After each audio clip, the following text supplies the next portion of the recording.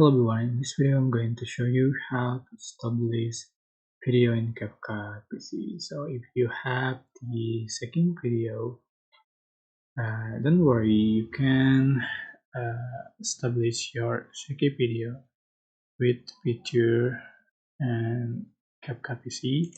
So just download the CapCut PC app and just open and then click import your Shaky video. For instance,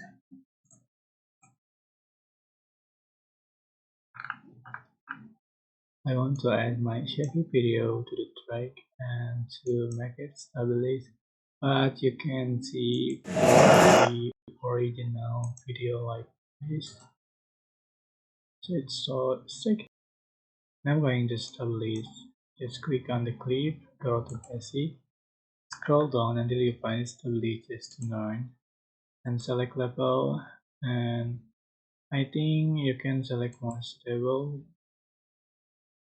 Just wait with this processing. Right, takes a long time according to the duration of the video. You can see for the final result.